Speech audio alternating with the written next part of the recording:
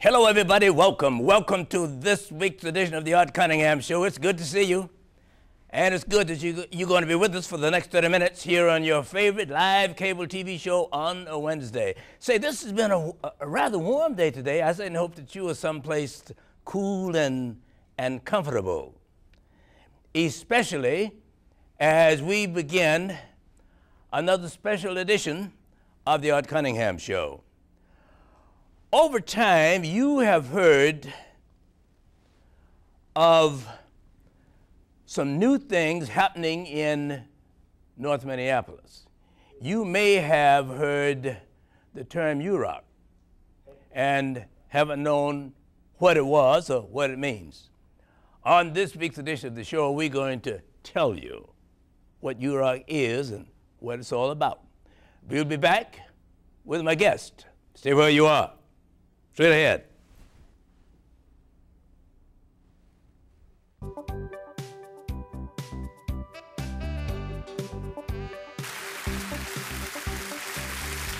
Dr. McCormick, welcome. Thank you. All right. Good to be here. All right. Have a seat, and it's good that you could join us to talk about a program, a project that we've heard so much talk about in Minneapolis. And I suspect that they've been talking about it even a broader area. Before we get into the show, I really appreciate you adjusting your schedule to be here. Now, your staff did mention that you do have a busy schedule. Yes, and although I tried to get you earlier, we just couldn't make it all work. But anyway, you're here now, and that's what's important, and I'm going to make good use of it. Okay. Tell me, are you native to Minnesota? No, I am originally from Chicago, but I came to the university from New York. Oh, and you know, before we came on the air, I understand that you have some roots in my state, the good state of Florida. That's right. I was a professor at the University of Florida in anthropology for about 10 years. Anthropology. I never would have thought it. I don't know how an anthropologist is supposed to look, but well, anyway, I need to congratulate your staff too, because they were most helpful in making certain that you get here and adjusting your busy schedule so that you could come in and share this time with us. You don't mind if I call you Dr. Irma, do you? Not at all. All right, then that's what I'll do.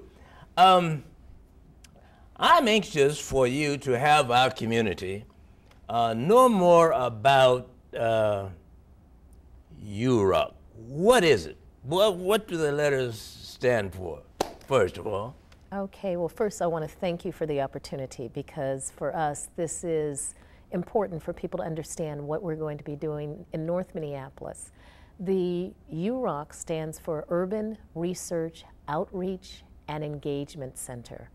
And what that means is the university has a number of research and outreach centers across the state that historically have taken research ideas and applied them to agricultural and forestry issues. We are now using that model and expanding upon it and adapting it to an urban environment. And we are adding to the outreach and engagement component, which means that we're not doing just research for communities or on communities, but in fact we are doing research with communities. I see. All right, now tell me, physically, where is the project going to be located? Well, the university is doing lots of projects, but base of it is going to be in a center. The university purchased the facility that is at 2001 Plymouth, Minneapolis. And it's a 21,000 former shopping plaza that we plan to convert. Oh, okay. So this is in Minneapolis, in the area of Penn and Plymouth. The area of Penn and Plymouth, we're diagonal from the Minneapolis Urban League. Ah, all right. Well, tell me, why was that area chosen as opposed to South Minneapolis or East Minneapolis or some other location? That's a good question, and it's one that I'm often asked, and because I'm new here, I didn't know all of the dynamics. But I think the most important factor is that when you look at those various communities, North Minneapolis is probably an area that is the most underserved in the metro area. It has the highest rate of unemployment. It is the area where at least 80% of the foreclosures that happened in the metro area occurred in North Minneapolis in sort of 2 zip codes. It is an area that has a high incidence of children being placed into foster care. It has a high incidence of drug activities, different kinds of things going on there. And so we felt that if we wanted to be successful, we needed to start not where it was easier, but actually to really address, the most critical urban areas. Well, tell us, you say you've acquired that building, 2100, did you say? 2001. Okay. Tell me, what would that building physically look like once you have finished and you're ready to move in? Well, I think that's the exciting part. Every week, the Space Planning Committee meets, and we hired an architectural firm, Urban Design Perspectives, which is headed by Alicia Belton, who's a black architect, another unusual factor. And she's working with Charles Levine, architect. And he's interesting because his grandfather was a rabbi in one of the synagogues that was located in North Minneapolis. Isn't that something? And so this is a team that's been assembled, and there are many, many others involved, but they have Sekou, who is an artist who's going to be working with them. I think it's really interesting.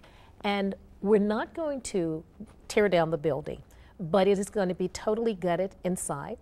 And there are going to be some changes made to the external areas in terms of perhaps putting skylights in to open it up, adding windows where there are now brick walls. And we're also trying to figure out how to transform it from what was really a suburban shopping plaza with huge parking lot and recessed building into something that is more desirable, something that is more inviting to the community. So you might find that in the landscaping, we plan to see how we can make that into an urban learning landscape environment, as opposed to just planting trees and shrubs because they're pretty. We also want to look at the ideas, and the Science Museum is someplace that we will be looking to advise us about urban learning environments in the outside area. So at this point, you don't have plans to expand that building. You're going to use it just as it is, except that you're going to gut it. We're going to use it just as it is for now. Well, as you've been to that area, I'm sure, and just west of that building is a lot of open space. Do you plan to do you plan to expand into any other area in that immediate area? Well, I think it's important that one of the reasons that this was named the Urban Research, Outreach, and Engagement Center and not the North Side Research and Outreach Center, is that we see this as the core, as the beginning point of the university starting to work with urban communities. So North Minneapolis is the starting point. It doesn't mean that we're not going to go into other parts of the metro area and work with those communities as well, but we needed a place to start. As for the open space, that space is owned by the city, and we don't know what their plans are, but for now we're just trying to get the 21,000 square feet that we have, get that ready.